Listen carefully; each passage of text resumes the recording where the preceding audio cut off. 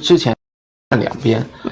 之前呢，我记得咱们那个见知见识上其实讲过一期叫确定性和不确定性，对，其实道理是一样的，就是当前呢，我们说在过去的这个几年，随着技术的这个进步，我们之前讲过，对吧？科技的进步，生产力的进步，那么产业链就是以 AI 为核心的产业链的这个发展，虽然是确定性，但是呢，市场呢，你还是要防止这种我们说潜在的不确定性。那么在这个过去的差不多这个60天的时间里边，其实这个不确定事儿一直在，它一直没有消退啊，它只是在反反复复的这种横跳啊，就是这个所谓的霍尔木兹海峡的这个问题，以及它对于我说能源市场的影响，然后穿透能源市场最终会对我们说包括通胀在内，包括对这个美联储在内会产生一连串的这种反应。但是呢，它是需要时间的啊。我们这个其实之前讲过，我说亚洲的炼厂其实不是等于说霍尔木兹海峡一封，马上呢就去做反应了。它可以有库存，它可以有这个我们说，比如说调它的这个炼厂的开工率，作为一个缓冲手段来去对冲短期的这个风险啊。所以我们之前讲过，就是霍尔木兹海峡不能持续很长，就是持续时间太久了。这个事儿其实是熬不住的，所以这中间呢，就大概呢会产生一个我们说60天左右的一个这个窗口期。那这个窗口期里呢，一方面我们看到就是说这个所谓的不确定性的事情其实没有消退，它只是在反复的横跳啊，一会儿就用话说，一会儿打了，一会儿不打了，一会儿谈了，一会儿不谈了。其实当时我记得我们做这个几期直播的时候，我就说过，我说这种事儿其实你是没法去这个预测的啊，你只能是去这个 follow， 因为像地缘政治这种事情，你又不在谈判现场，你根本不知道啊。所以说呢，你唯一知道的是这个窗口期内呢，这个不确定的事到底会继续还是会解决。那如果解决的话，那很简单了，你这个船长该开着船，你继续往前走，这都没问题的。但是如果他迟迟的不解决，用我话说，你这个船底下可就是布满了各种各样的这种暗礁了啊，开始布满各种各样的这种我们说这种漩涡了。那么这个时间点呢，就卡在了我们说这个当时这个霍尔木兹海峡出来以后，大概60天左右啊。当然这也不是一个完全精准的说，哎，我拿这个表我去卡这个60天，那倒不是啊。那么在这60天的这个时间里边呢，一方面这个不确定性在，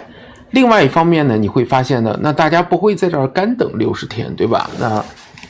左边呢，这个船该开的开，这个确定性该开的开，但是我们其实注意到了一个现象，你一定是去找那个最确定的资产，对啊，你不会去找这个叫模棱两可的。所以这个时候呢，它会产生一个我们说索罗斯讲的这个叫反身性的这个逻辑。反身性逻辑就是什么意思呢？就是说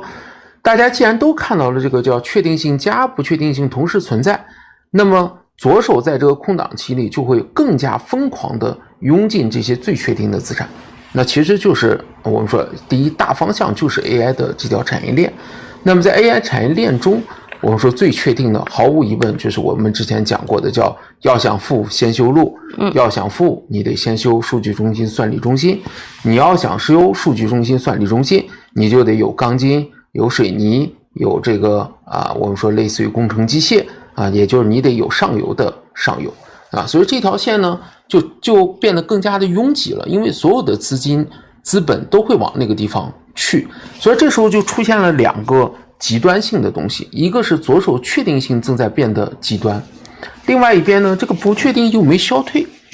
啊。那么在这个上周的时候，为什么我又把这个日记写了一下？你其实里边你看大概贯穿了几个重要的日记，一个是贯穿了1月份，就关于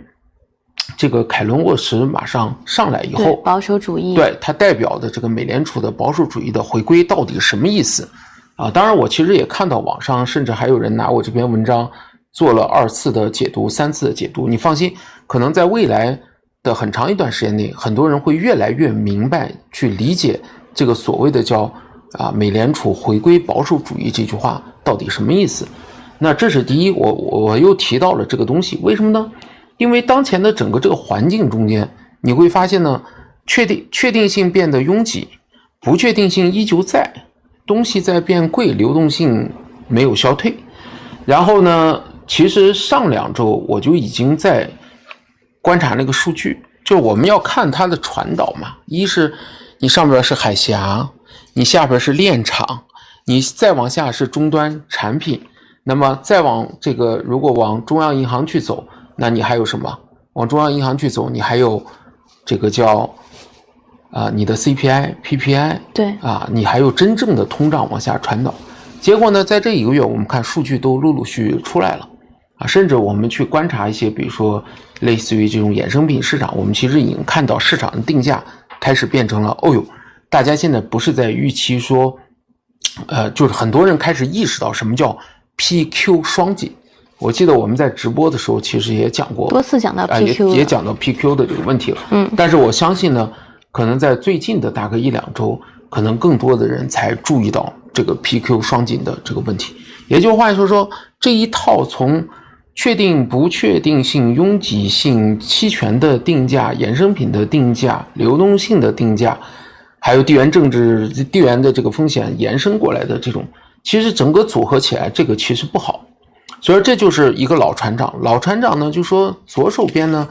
这个确定性大家其实知道了，也没啥可聊的，这个东西你有啥可聊的，对吧？但是你真正的重点根本不在这儿，你真正的重点是要防着。最后我们说这个叫细节决定成败，就说你能不能脱身的一个重要的节点，就我们讲有的时候它叫一个躲避球。我为什么老强调，我说其实我之前讲，我说这个像标普这种东西，我们其实本质上来讲是玩躲避球，就是它的这种叫回报率，这是确定性的东西，但是我要躲避的是恰恰是这种我们说每一波的不确定性。所以时常呢你会发现呢，就是说我们时常呢会买一些这个保险去做一些hedge，对冲什么呢？它其实本质上就是在对冲这些所谓的叫不确定对冲所谓的不确定。那么所以说上周我又说了，我大概周2、周3我就又说，我说哎呀，赶紧的，这个时候作为老船长来看，这个事情不太好这个我觉得大家应该买点短期的保险去覆盖一下，因为你说你现在把它完全放弃掉吧，如果你的可惜不是可惜，你如果小仓位无所谓的嘛，你包括普通投资者，他要的是能不能精准的所谓的波段，但是你如果是个 portfolio 一个大的资产组合，你不可能说我现在我几万股的持仓我一下子减掉，不可能的。它更多的是什么呢？我不能减，因为减的时候我很有可能我自己就成了下跌的主因了。那我有可能做的是叫 hedge， 它叫对冲所以说这就是我们经常讲的叫船长买保险的那个逻辑，他要看着船底下是不是驶进了暗礁区，是不是驶进了我们说漩涡区，虽然上边是晴空万里船在走，但是呢下边的这个不确定性它可能就随时的在做调整。我们说最担心的是什么呢？最担心的其实就像我们说这个叫当年的泰坦尼克号一样，大家都觉得船大，船足够的好，这么大的排水量，这么好的这个船，对吧？所以说有钱人都觉得这上面是最安全的，那么大家呢都纷纷的在上头。结果呢你会发现呢，船长就忽略了我说冰山下边的这些东西，那结果就出现了重大的这种波动所以这里边我讲的不光是船好不船好，对吧？方向对不对的问题，还有的就是你对下面的这种感知。那么当前呢，这个用我话说，过去的60天，我们去跟不同的人交流，答案是不一样的。你就是说，你跟这个专业的投资者去交流，你发现他们呢，其实就是左右手都在看。就左边呢，其实大家都知道，那右边呢，都是要聊聊，还有什么东西我们忽略了。但是呢，如果跟普通的投资者去看呢，他其实看不到冰山下边，就是他看不到海面下头。那他的逻辑就是只要没发生我就 follow， 他赌的是我能第一个开溜但是往往有一说一往往都很难往往他都很难做到真正意义上第一个开溜的，因为可能真的冰山来了，或者说暗礁来了，他可能觉得没事，但是人都是这样子嘛，对吧？就是像泰坦尼克号一样，当你真正看到冰山的时候，你想要躲已经来不及了。对的。那现在的问题就在于这个时间点其实已经到了，不够了。第一呢，60天已经走完了，第二，这个事儿还没有解决，第三呢，它已经开始向这个各种通胀开始传导，第四呢，是这个已经带来了对于中央银行收紧的预期，然后如果你再叠加凯伦沃什上来，实际上整个流动性已经开始再次的紧起来，而前边呢，因为大家在这个窗口期里更加疯狂的在拥进那个确定性的确定性，所以会导致它的估值在抬高，它的这个稳定性在下降。所以这个时候用我们的话讲，就作为一个老船长的一个提醒，就是叫行船切莫忘记看下边的这个船底下到底是什么情况，就这个意思。对，感觉很多朋友他来得晚了吗？刚刚有朋友说感觉像是录播，我来报一下时间啊，9点12分，今天是5月18号，绝对不是录播啊。然后说什么呢？我们其实是因为副总不是昨天发了一个日记，把他从今年年初，也就1月份讲的凯伦沃什的这个保守主义，到目前的一些观察，包括对于那条海峡的一些事件的观察呢，做了一个汇总。如果说没有看到的朋友呢，可以去19点12分，不好意思。然后如果没有看到的朋友呢，可以去我们的这个公某号去看一下这个相关的日记啊，它是串联起来的，大家记得去留意一下。然后另外呢，就是前面您也讲到了，就是大家现在这些资金都在涌入那种确定性的赛道，那像这种赛道是不是背后也隐藏着很大的一个风险在呢？这个东西看你怎么理解。第一呢，就是我讲的确定性是指这个产业链，就像很多人你跟他去讲这个话的时候，他可能会说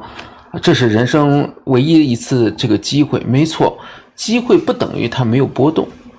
就跟佩雷斯产业生命周期一样，它中间该有杀估值的阶段有杀估值阶段，该有出清阶段的有出清阶段，对吧？当然我们都不用讲那么远，咱们就说当年的22年的那波这个流动性的收紧，然后早期的估值杀22年美股的那一波，其中的英伟达，对吧，跌了70%，对吧？你别管后边1万亿、2万亿、3万亿、4万亿，对吧？你就那个过程中的波动，如果你没有这种 cover， 你说我光有信仰，我光有价值，这么说吧，如果你1比1，比如说你有100万配了100万，那或许我只说或许你叫70%你是能扛得过去的。但我相信包括到今天为止，我相信很多年轻的朋友们，你知道吧，我目前了解到的可不是1比1， 1比5、1比20、1比50，对吧？所以说换句话说，你可能都要不了什么70%，你20-30%可能很多人就受不了了。尤其当然了，放心，这个老的这帮老登们目前就是1倍、2倍左右，可能更多的还是我们说新登或者小登，现在基本上都是平均下来，我了解下来得在1比5左右。所以20%，如果某些热门的赛道或者股票回调20%，我觉得恐怕是要出现一些这个风险的。好了，注意风险词提醒了。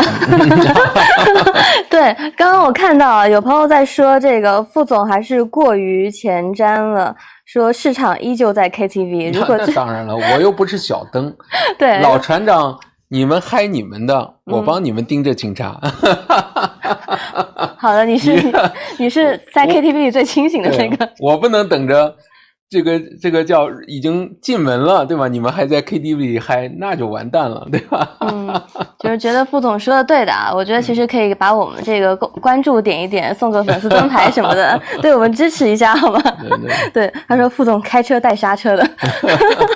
没事，我去 KTV 的时候，一般门口都会安排几个人，是吧？好的。那么其实对于这个问题呢，我们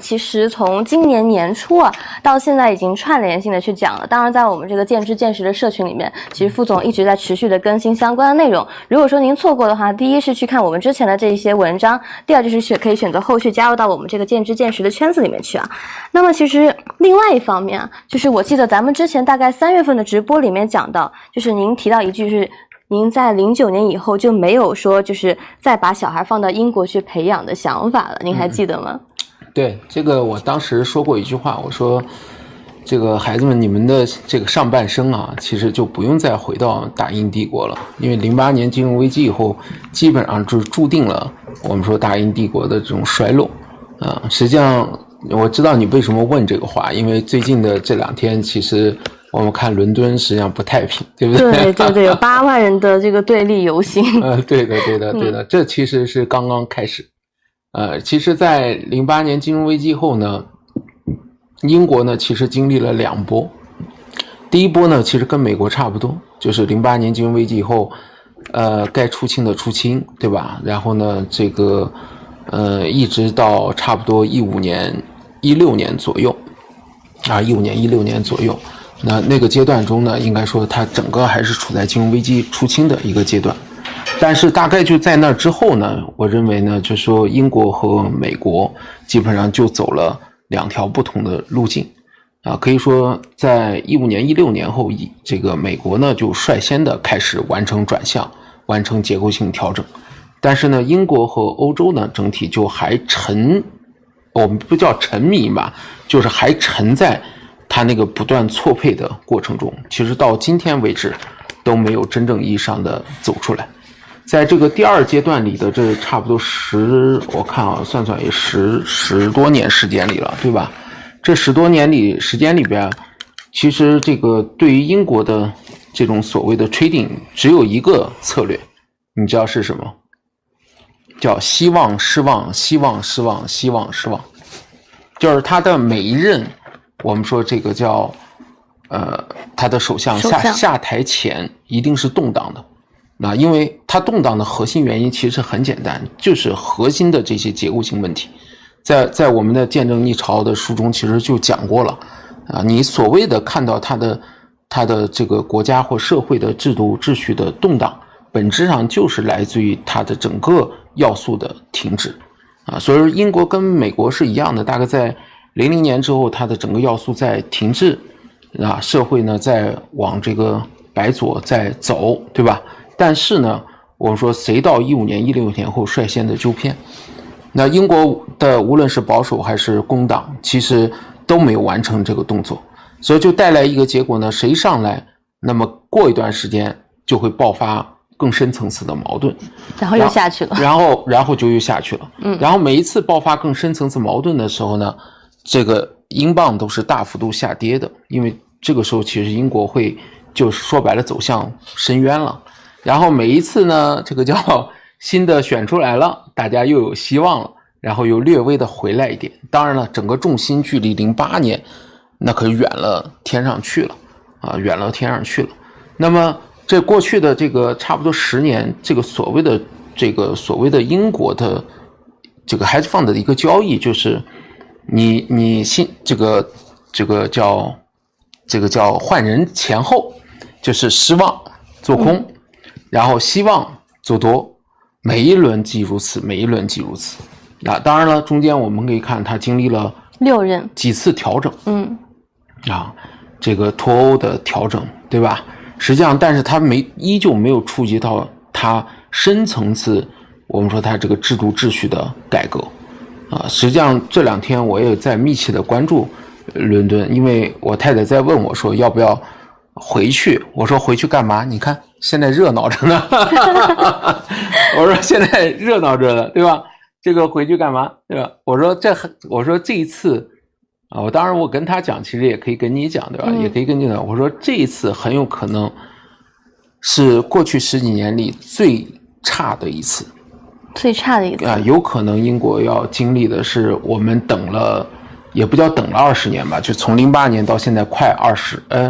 2008年到现在快20年了，对吧？对，快20年的时间里边，或许是真正意义上最大的一次动荡和调整，我觉得它要来了，因为不调就要出更大的风险了。所以你讲前面还好，对吧？你这个对这个保守党失望，那么工党上来，现在可能是两党都失望了。对啊，就是整个两党的所有，不管是你是保守的还是工党的，现在都没戏了。很有可能现在英国要经历重大的动荡以后，甚至包括极端的所谓的右侧才会上来。所以这个过程中呢，他可能不再像前面，就是说我失望，但是上来一个新人，我还有点希望啊。这次很有可能是失望啊，而且呢，他有可能会出现特拉斯时期的。就是22年时期出现的情景，因为22年时期，一是前面我们讲到了这个就是全球流动性收紧带来的这个压力，第二呢是当时英国出现的是失望，就是狮子头啊，这个约翰逊狮子头和这个特拉斯短暂的这个交接，其实那次失望就很严重了。然后那个时候英国出现了股债汇三杀，就是它也伴随着美国加息，但是它的股债汇是三杀的，因为这个阶段中你相当于是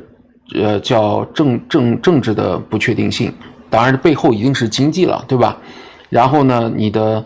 这个叫债券收益率的失控，对吧？然后当时英国养老金出现的这个爆仓的问题，有一连串的反应。然后呢，还有就是你最后看到的是只能放弃汇率，所以当时这个英镑汇率也出现了较大的这种跌幅。实际上本质上来讲，就是英国现在如果控制不好，它很有可能就是这种所谓的需要它现在我们说这种底层的制度性改革的阶段中，它会出现一次非常差的股债汇的散杀。那股债汇散杀，关键问题是现在还是我们说这个刚才我们讲的霍尔木兹海峡还在，地缘政治还在，这种通胀呢，在未来的几个月呢，可能就会慢慢的侵蚀到它的居民部门。现在英国的居民部门已经很差了，对吧？就已经在闹腾了。然后政治上差，这个叫这个实际的这个收入和支出会差，然后债券收益率上得很快，你猜就是它的汇率会不会出现一次重大的风险啊？这实际上用我的话说，可能不再会有前面那种了，就是说在很短时间内，就是我们从失望再到一次新的希望。我觉得连续失望几次，应该是大家的内心已经被耗尽了所以说我其实可以这么说吧，我刚才看了一下，有人在说是不是在等这20年里第二次的较大的机会啊？我应该说小机会一直有小机会就是我前面讲的，跟随每次首相的、对谁这个被罢免，对吧？弹劾你就做空，新的要上来你就做多，但这都是小周期了。真正的大周期就是08年当时真正实现财富自由的那一把。还有就是我认为可能知名战役，对，可能最近的这段时间内我们会加大这个做空英国的一个这个准备啊。其实当然到底没准备没到底介入没介入我不能告诉你啊，但是已经在做这种准备了。那英国必须经历这场痛苦，否则的话我这么跟你说，它远远的会被美国甩在后面。我记得之前就是直播的时候您讲到过，就是其实像欧洲已经落后了，那像这次它的一个极右的这个选票基础在放大，不光是欧洲落后了，英国也落后了，所以整个就是英国当年投票脱欧是一个好的趋势，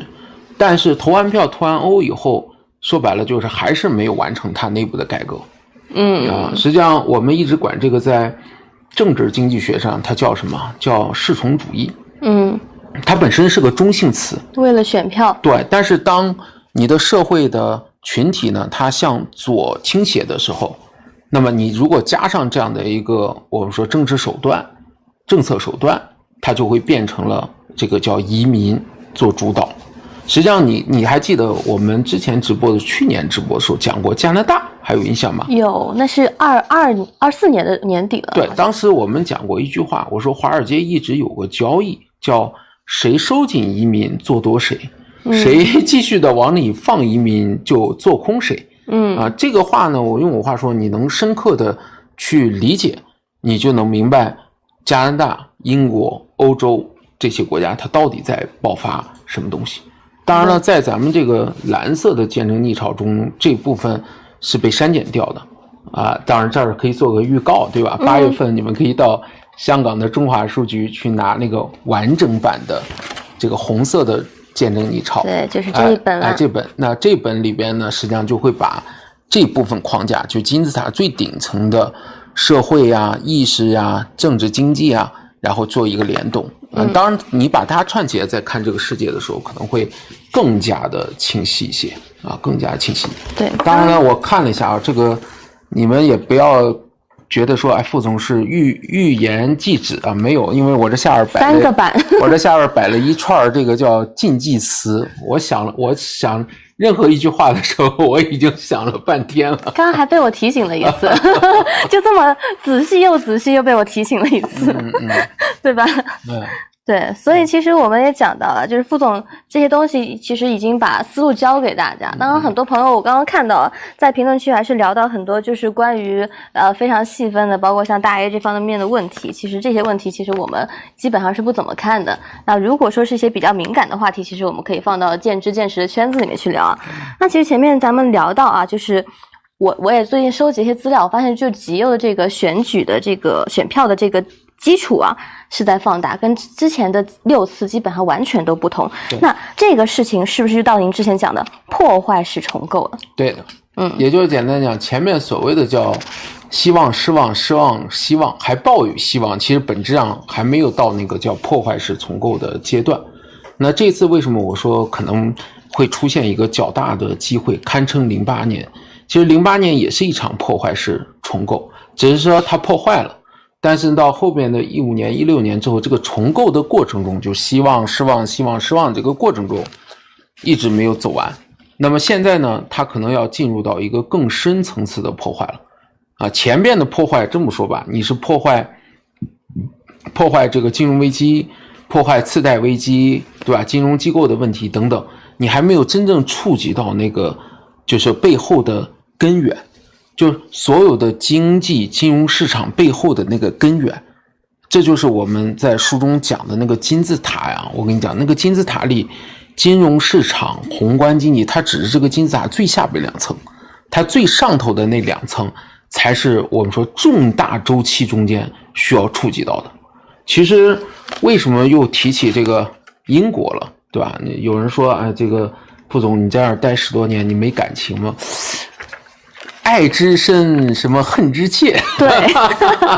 恨铁不成钢，大概就是那意思啊。当然了，它本质上来讲，就是它现在得需要一场重大手术，而且呢，这个手术现在拖到现在为止，它已经不是简单的，对，它不是简单的，我动动金融市场，动动利率，动动财政，对吧？去动动简单的宏观经济里边的这些分工分配、债务杠杆，不是了，它要动的是更大的。因为它已经形成反噬了，整个这个就是你不断的左，对吧？你这个市场主义加左翼化，对吧？然后呢，大量的吸引非法移民，在整个这个蛋糕中间，它已经造成了反噬，所以此时就一定会造成重大的制度秩序的动荡，你才能完成，才能完成啊！所以说，你可以理解，英国即将推进 ICU 要做一场大手术，超级大的手术。只是说很多的这个叫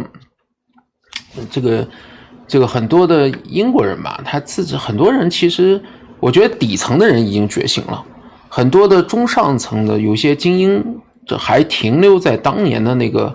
日不落的帝国里头啊。实际上用我话说，日不落帝国可能都已经日落了，对吧？尤其是在最近的我们说这10多年的时间里，快20年的时间里，我觉得已经完全日落了啊。当然我们之前这个数据上就是英国的全要素生产率08年后就一直在停滞，甚至我之前就说过，我说你还记得当时我们讨论过那个叫汇率的问题？我说这个08年之前07年的时候，英镑对美金可是1英镑对2美金，现在是1英镑对1.13美金，最低的时候这个差不多是接近1比1啊，接近1比1的一个过程。我估计搞不好还能再回到1比1啊，因为这是两边一个要推手术室，美国是16年从手术室里推出来，这他妈的正好一正一反，这个会很差的啊。对，那前面咱们不是一讲到08年嘛，那我就想到了您之前就是狙击英镑的这个知名战役了。其实也没有所谓的狙击啊，本质上都是在等，都是在等一些重大的错配啊。当年呢，说白了就是英格兰央行在犯错误啊，就是当时美国的次贷危机已经爆发了，就是所以说你不要认为说这个英格兰央行这么牛逼的，他怎么能犯错误？不是的，都会犯。只要是人都会犯，你哪怕在这个社会的金字塔最牛逼的地方，你也会犯。孔圣人还会犯错误的，对吧？我可以告诉你，没有真正意义上的圣人，他有的时候做出的这个决策，它只是一种平衡，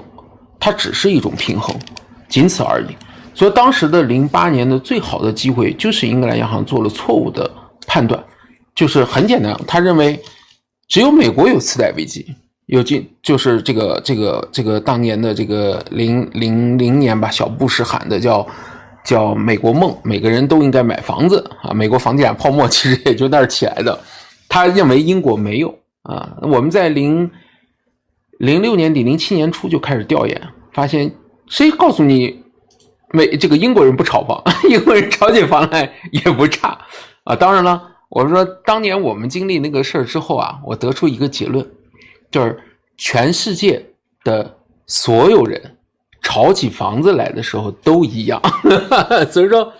房子这个带来的问题永远都是最终反映出来的那个最明显的结果但是全世界都一样，就是大家要这个玩这块都一样啊。所以当时呢，这个错配呢就直接导致我们说你的这个巨大的机会出来。而且呢，市场也给的很好，因为它大概低波动率，我们说市场低波横盘差不多有7、8个月的时间，就差不多7、8个月，我们说都是月十字星，就不动，开盘收盘开盘都一个价格，给了你非常好的窗口，策略也很好做，因为波动率越来越低了，你非常好做策略啊，所以那是一次非常难得的这个机会啊，非常难得的机会。啊，所以叫天时地利人和都要有啊。对，所以其实就是从上次咱们看完英镑以后，大概就是10到15年的时间，您又不看了。您最近又把它提出来，其实就是又到了像08年那样的一个时间节点了。你这个可能会去误导别人，啊，因为他会简单粗暴的理解成会不会像08年、09年吧那种下跌。不是的，应该说结构上是一样的，就是都到了那种重大的破坏式重构的时间点。至于会不会出现那种，就市场会不会直接来一个那样的表现，我们不知道。但是你可以说的是，这种重大的时间节点的时候，你要不去参与一把，不是太后悔了吗？对吧？所以有的时候我只能告诉你，就是说你中间大概经历了都是反反复复。现在是反反复复没用了啊，所以说新闻里现在伦敦乱成那样，所谓的现在叫英国版的让英国再次的伟大然后这些新闻其实都在告诉你底层的一些东西它需要一次重大的制度秩序的变革了重大制度秩序变革。对，那其实就是我有印象啊，就是上个世纪，也就是70年代末的时候，英国也有过一次这个大罢工的冬天嘛。然后后来那时候就是铁娘子撒切尔夫人上台了。对，你看我们其实在过去很长一段时间一直讲以史为鉴，我们这个所谓的史呢推得并不远，我们大概都推到了70年代、80年代的那个交界的点，世界秩序的这个制度秩序的重构。生产力的提升，对吧？然后重塑新的生产关系，基本上都是70年代、80年代那个转折期内发生的。那当时对于英国来讲呢，就是撒切尔夫人的上台，美国就是里根的上来啊，其实都一样啊。那么当然了，你既然点到了，其实一样的，当时也发生过类似于这样的伦敦的大罢工等等，对吧？但是后来其实当时的逻辑不太一样，跟现在不太一样，应该这么说吧，当时还在整个更大周期维度的中间啊。那么上来以后抑制工会，提高效率，平衡效率和公平之间，对吧？撒切尔夫人后边开始搞金融大爆炸，当然你讲起这个的话，跟什么有关系呢？跟这个我们金融行业是有关系的。我开玩笑说，如果没有当时撒切尔夫人搞的这个就是英国的金融大爆炸，实际上也就不会有后来的现代伦敦金融城这个概念啊。所以说呢，这个80年代确实是一次重大的这种转折啊，重大的转折，对吧？OK。那其实我们也发现啊，就是目前他现在这种情况的话，是不是因为英国的这种精英阶层他们已经意识到了要做调整了？意识归意识，但是怎么调，这可以说已经调了10年了。那用我的话说，正常的调理不想做手术，已经努力了10年啊，但是恐怕还是有可能要接受一次重大的手术了。OK， 好的。那么我们简单就是针对今天这个话题啊，我想简单抽一下咱们直播间的朋友们的一个问题，看看来做一个简单的一个互动啊。就是首先我先问大家第一个问题，就是刚刚副总讲的有关于这个英国的这个故事，有多少朋友听懂了？如果说听不懂没事，过2天我们再把这个正好我也不是有写日记的习惯，我回头过2天再把这段我再好好的写个日记，他们可能更会理解一些。引经据典，然后把这个一环扣一环嘛。对，我就把这个因果关系讲清楚嘛，因为毕竟我们这个里边还是太多的这个叫禁忌词了，所以说有些人听着难受正常啊，正常。行，我先看一下，听懂的扣1，听不懂的扣2。我们先简单做一个调研。懂了不懂，听不懂。具体的这种太过于垂直类的，这儿绝对不能聊，你得去那个见智见识这边聊，好吧？